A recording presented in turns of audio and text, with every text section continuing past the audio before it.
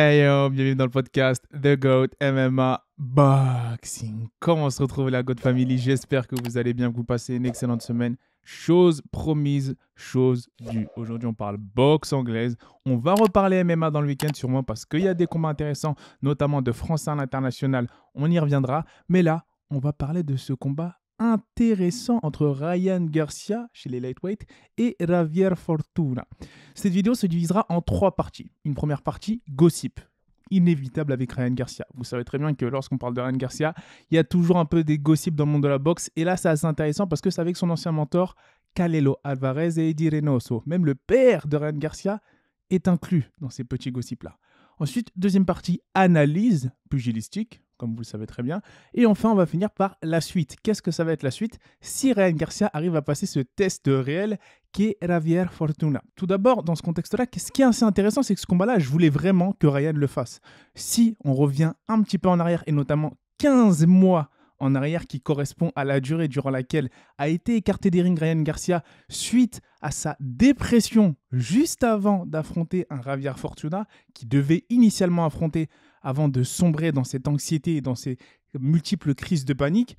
Là, il est revenu après 15 mois, a affronté un Emmanuel Tagoe, a été agressif, convaincant, on n'a pas réussi à finir le combat, mais j'ai aimé ce que j'ai vu, parce que Tagoe était un peu sur le reculoir, même s'il a réussi à le toucher par moment. Attention à bien lever sa main droite Ryan Garcia, parce que Javier Fortuna, il va essayer de capitaliser là-dessus.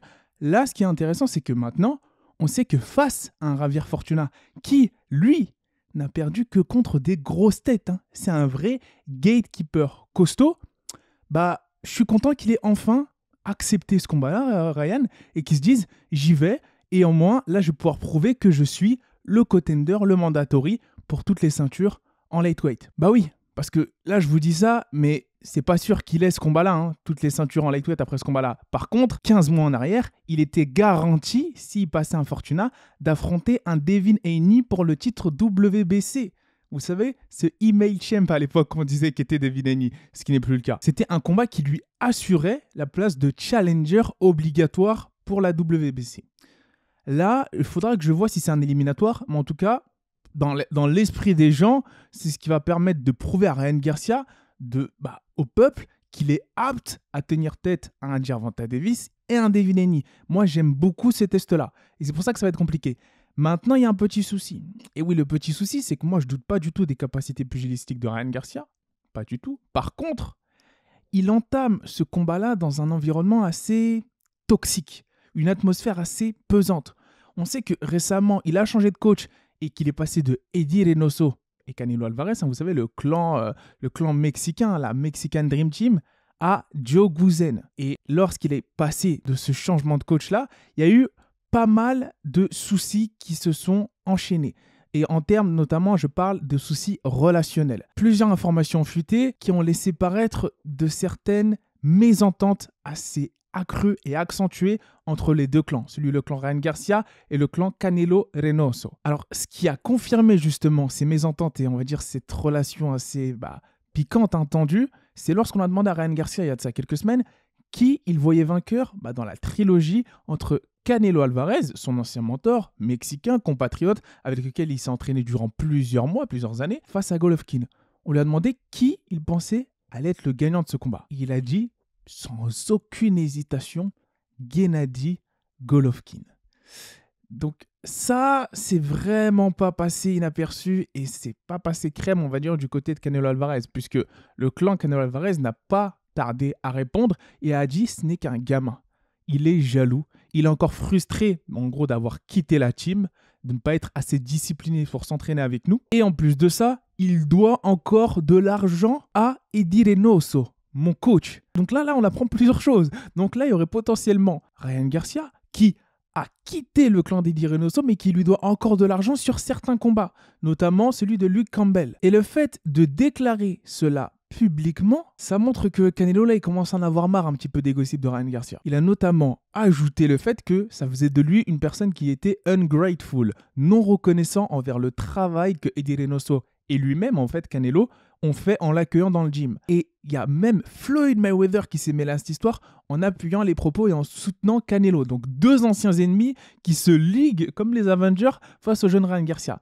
c'est pas très bien parti. C'est pas très bien parti. On va dire en termes d'ambiance pour le jeune Ryan Garcia, c'est pas les meilleures conditions pour entamer un combat. Certes, ça met de la lumière, encore plus de lumière en termes de pay-per-view, au plus grand plaisir de Javier Fortuna, qui, lui, d'ailleurs, je ne sais pas si c'est un pay-per-view, mais on va dire que au plus grand plaisir de Javier Fortuna, puisque plus il y a de la lumière sur ton adversaire, plus il y a de la lumière sur toi. Mais Ryan Garcia, maintenant, ça met un peu plus de pression sur ses épaules. Et ça, je ne sais pas si c'est quelque chose qui est bon pour lui, la pression. Parce qu'on a vu durant ces derniers mois comment est-ce qu'il gérait la pression. Crise d'anxiété et dépression. Et là, on en arrive à l'analyse pugilistique de ce combat-là. Et là, vous devez vous dire, qui est l'adversaire de Ryan Garcia? Javier Fortuna. Maintenant, je vais un peu plus vulgariser vu qu'on a deux audiences sur la chaîne, une audience MMA et une audience boxe anglaise. Et j'ai remarqué qu'il y avait pas mal de gens qui suivaient que les podcasts boxe anglaise et qui ne suivaient pas les podcasts MMA et inversement. Donc, je vais essayer de vulgariser bien les deux pour que, on va dire, il y a un intérêt commun. Et Javier Fortuna, c'est un peu ce gatekeeper-là. Mais gatekeeper, comme vous voyez à l'UFC, Brad Tavares ou autre, mais en beaucoup plus chaud, beaucoup plus dangereux. C'est un gatekeeper qui, lorsqu'il te prend dans son faux rythme, a la capacité de te mettre KO très dangereusement. Et il faut faire attention. Je vous ai dit, Ryan Garcia, il a cette tendance à baisser cette main droite parfois lorsque il pense que ça va être un jab, mais que son adversaire le feinte et lui lâche un crochet. Et ça passe à chaque fois. C'est passé avec Luke Campbell, on l'a vu pour la première fois à l'Otapi. C'est passé avec Emmanuel Tagoe, mais déficit de puissance, ça n'a pas fait mal à Ryan Garcia. Là, avec Javier Fortuna, s'il se fait encore piéger et il baisse sa main droite pour parer en reculant son buste, pour parer un potentiel jab, alors que c'est un crochet qui arrive, et il se laisse libre pour le crochet gauche, il risque d'aller au sol. Il risque d'aller au sol face à Javier Fortuna. Et pourquoi je dis ça? Je dis ça parce que Javier Fortuna, ses deux dernières défaites, si je ne me trompe pas, c'est contre des mecs extrêmement solides. Jojo Diaz, qui est ancien adversaire aussi de Devin Haney, qui a fourni un très beau combat, et Robert Easter Jr., qui est aussi l'un des seuls à avoir battu le dangereux Javier Fortuna. Robert Easter Jr., qui était un ancien champion du monde. Et en plus de ça, il a l'expérience de son côté, une quarantaine, plus de 40 combats, Javier Fortuna. Donc c'est vraiment un gatekeeper, entre guillemets. Je ne sais même pas si c'est le terme approprié, parce qu'il est extrêmement solide. Et je dirais un contender pour le titre encore à l'heure actuelle. Et ce qui est super intéressant dans ce match-up-là, c'est que on sait que Ryan Garcia, il a la fougue, la vitesse et potentiellement le timing de son côté. Mais le fait qu'il affronte quelqu'un d'assez trapu, explosif et surtout southpaw, c'est-à-dire en garde de gaucher, ça ne vous fait pas penser à quelqu'un? Eh oui, un Gervonta Davis.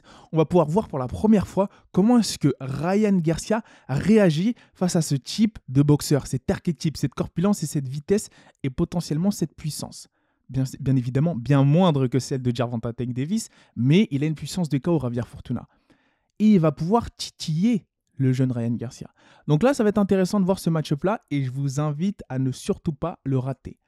Maintenant, tout ceci étant dit, je pense que Ryan Garcia a l'avantage. Parce qu'un focus Ryan Garcia, de ce que j'ai vu du combat face à Luke Campbell, qui était censé être son premier test, même s'il s'est fait sonner, de ce que j'ai vu de ce combat face à Emmanuel Tagoe, j'ai beaucoup apprécié la manière dont il mettait la pression. Il a vraiment une grosse prestance et c'est un vrai puncher.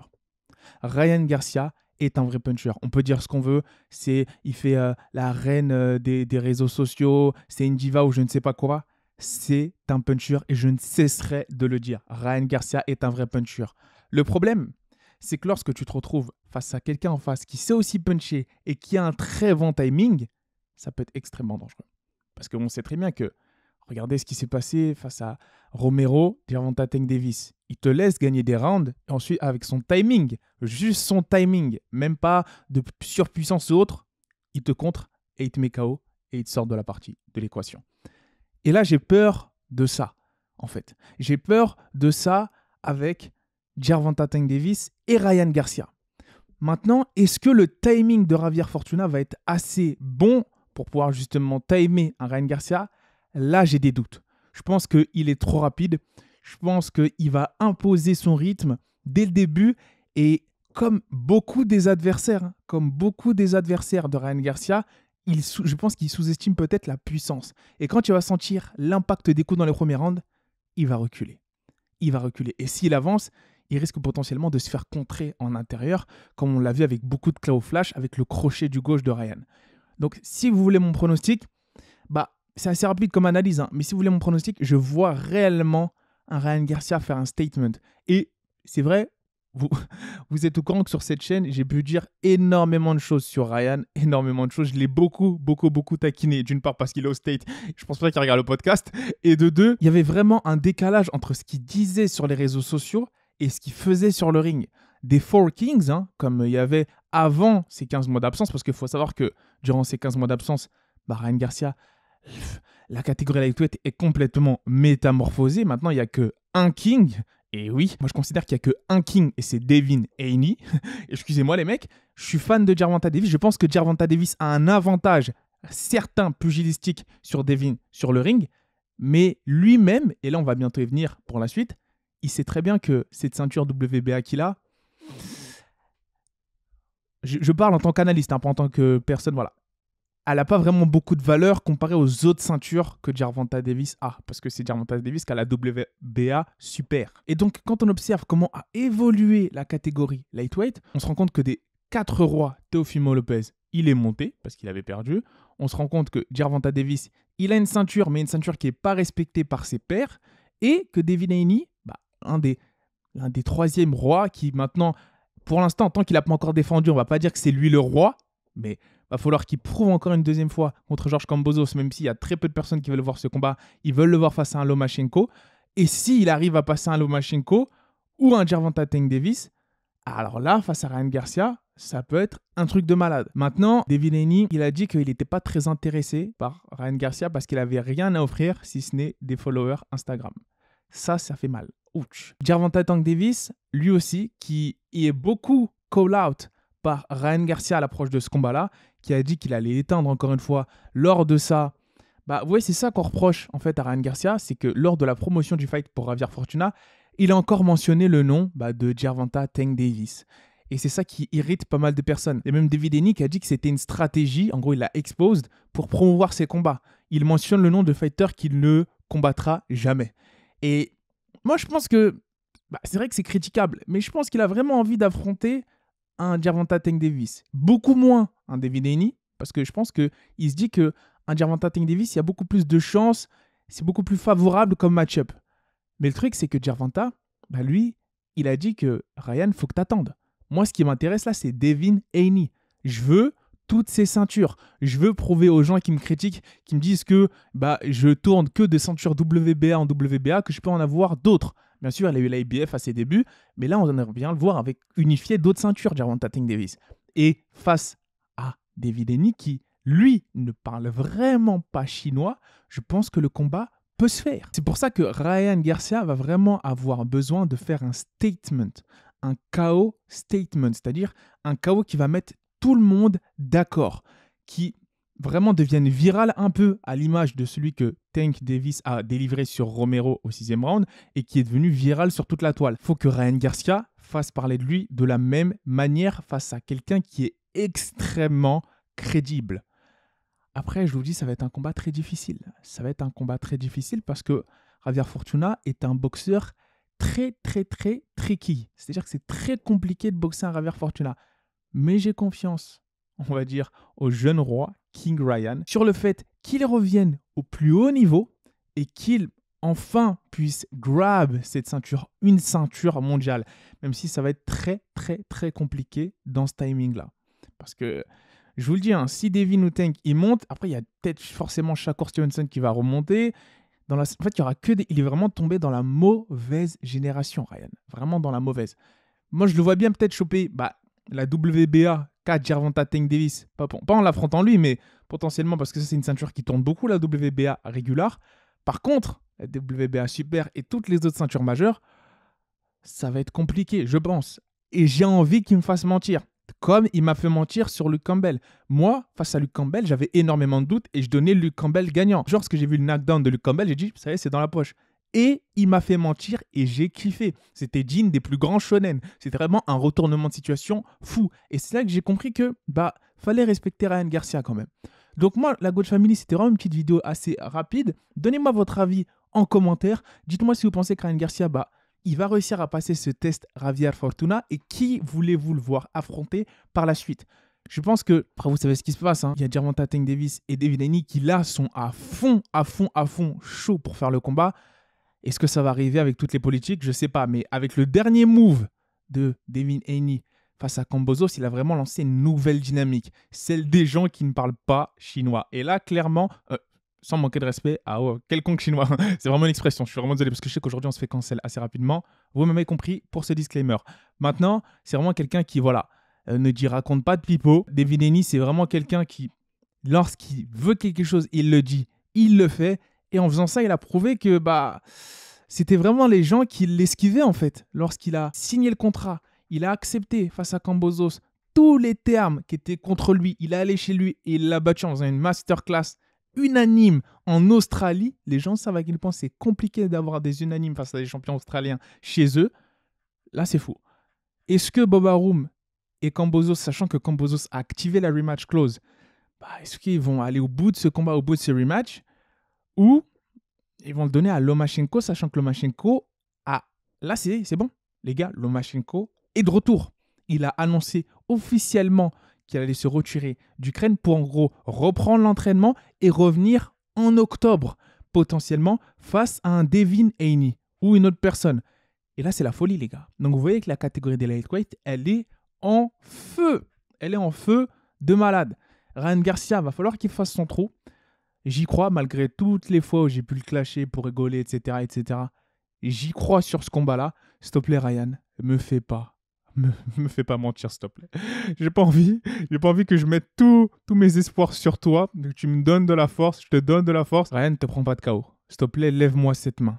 N'essaie pas de checker et de surréagir avec ta main droite, s'il te plaît. En plus, là, c'est un gaucher, c'est-à-dire son crochet gauche, c'est son crochet fort. Ça risque d'être extrêmement dangereux. Extrêmement dangereux.